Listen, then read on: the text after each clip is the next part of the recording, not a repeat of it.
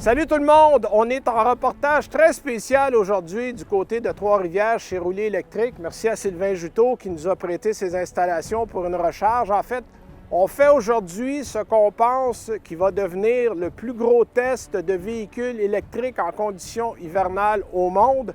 Le record à battre est de 20 si on a bien vérifié nos données. On a 21 véhicules 100% électriques aujourd'hui de tout acabit. Simplement pour vous dire qu'il fait moins 16 degrés, donc on a des très bonnes conditions. On se dirige du côté de Saint-Ignace de Loyola. Et le but de l'exercice aujourd'hui, c'est de prouver une fois pour toutes les réelles autonomies des véhicules électriques l'hiver. Donc on se retrouve un petit peu plus tard sur le fleuve Saint-Laurent pour la suite du reportage.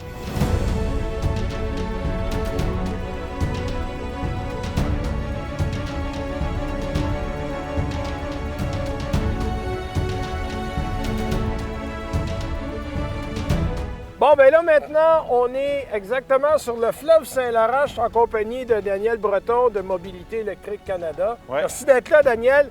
Là, parle-nous un peu. On voit derrière, là, tu le vois, là, village de pêche, motoneige. On est en pleine activité d'hiver. Ouais. On a les 21 véhicules qu'on voit là, derrière nous. Qu'est-ce qu'on a comme véhicule aujourd'hui avec nous? Écoute, on a été chercher une large sélection de véhicules électriques, 100% électriques de tout type. Donc, si tu jettes un coup d'œil, on a Hyundai Ioniq 5, la toute nouvelle Ioniq 5, Ouais.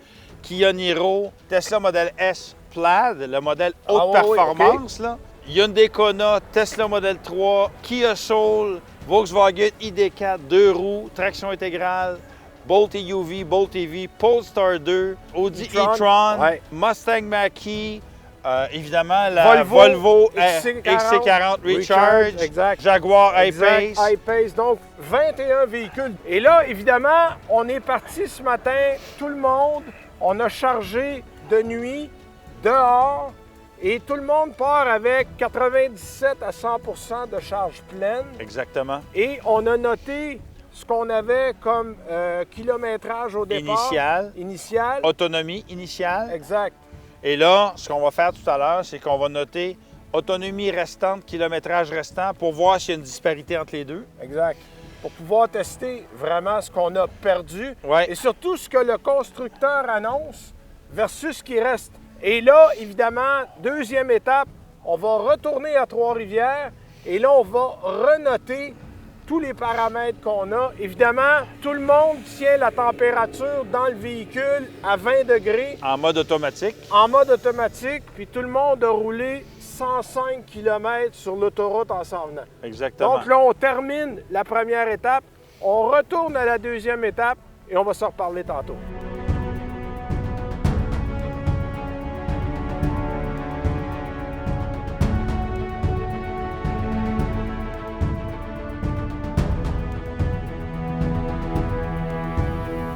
Bon, bien, Daniel, on est revenu de faire notre tour sur le fleuve Saint-Laurent. Évidemment, après un certain temps, il faut recharger parce que c'est un aspect souvent qu'on néglige du côté des gens qui achètent des véhicules électriques. Ce qui est important, c'est qu'on a envoyé les gens sur différents réseaux. Explique-nous ça un peu.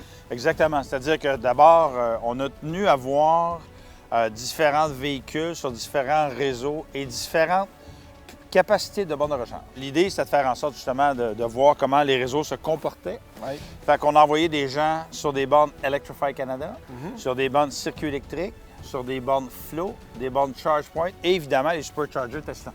Exact. Et on s'est rendu compte que les prix varient pas mal. Beaucoup. Et ça m'a un peu surpris. Ouais. Il y en a qui ont payé jusqu'à 23 $ pour leur recharge aujourd'hui. Exactement. Ça, on va donner des détails, évidemment, dans les résultats finaux.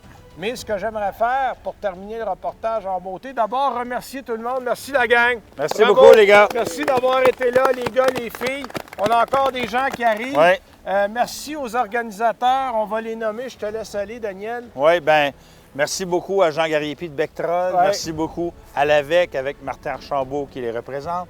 Évidemment, Sylvain Juteau, on est chez Roulis Électrique. Ben oui. On est chez eux. Merci beaucoup pour ton hospitalité. Puis Daniel, évidemment, merci. Et l'annuel d'automobile qui participe. Donc, on va faire un petit reportage comme vous l'avez vu. Mais cet automne, on va avoir tous les résultats. On commence ça aujourd'hui, on compile. Et vous allez avoir vraiment un test complet sur comment ça roule un véhicule électrique en hiver. Oui, exactement. Merci tout le monde. All right. Bye. Woo!